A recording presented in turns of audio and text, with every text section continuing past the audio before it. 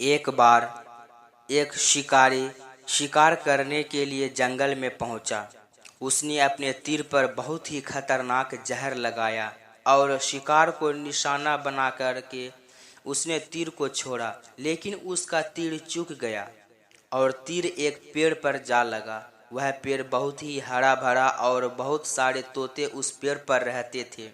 जैसे ही वह जहरीला तीर उस पेड़ पर जाकर लगा, वह पेड़ धीरे धीरे सूखने लगा और उस पेड़ पर जो भी तोते रहते थे वह एक एक करके उस पेड़ को छोड़कर जाने लगे। उस बड़े से पेड़ के कोटर में एक बहुत ही बूढ़ा रहता था, जो बहुत ही धर्मात्मा और अच्छे मन का था।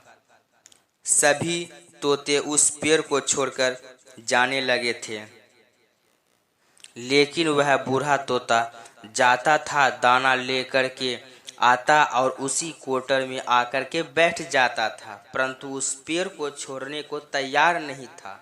बूढ़े तोते के साथियों ने कई बार आकर के उसे समझाया कि यह पेड़ सूख रहा है और किसी दिन गिर भी जाएगा, चलो किसी और पेड़ पर रहा जाए, परंतु वह बूढ़ा तोता वहां से जाने को तैयार नहीं हो रहा था।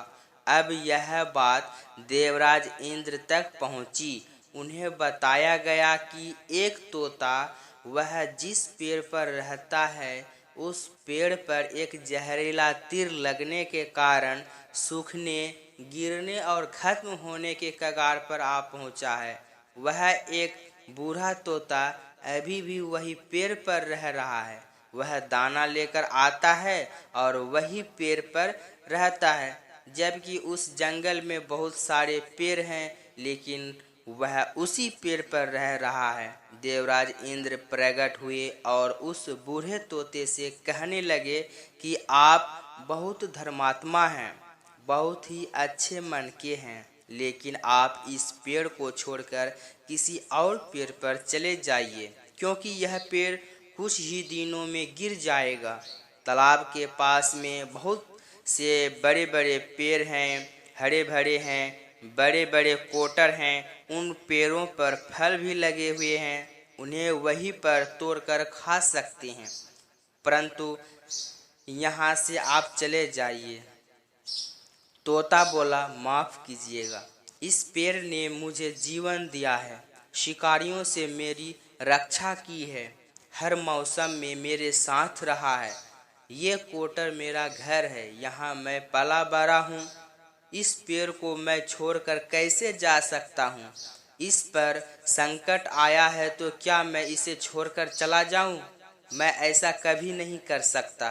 देवराज इंद्र तोते के इस बात से बहुत ही प्रसन्न हुए।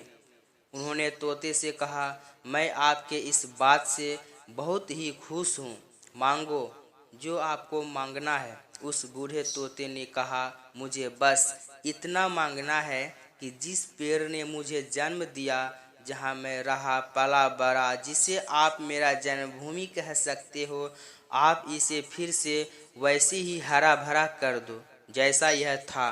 देवराज इंद्र ने अमृत से उस पेड़ को सींच दिया और पहले की तरह हरा भरा कर दिया। अब वापस उस पेड़ पर आकर के बाकी तोते रहने लगे। वह बूढ़ा तोता कुछ समय तक जिंदा रहा, फिर उसकी मृत्यु हो गई और वह स्वर्ग में चला गया। यह कहानी हमें सिखाती है कि जब भी किसी इंसान का बुरा दौर आता है तो वह इमोशनली वह टूटा हुआ होता है, उसे किसी के सहारे की ज़रूरत होती है। अगर आप ऐसे समय में उसे छोड़कर चले जाएंगे, उससे बात नहीं करेंगे, मुंह मोड़ लेंगे, तो आपसे बुरा कोई नहीं है, क्योंकि आप किसी के सुख का साथी बने या ना बने, लेकिन आपके हमेशा किसी के दुख का साथी जरूर बनना चाहिए।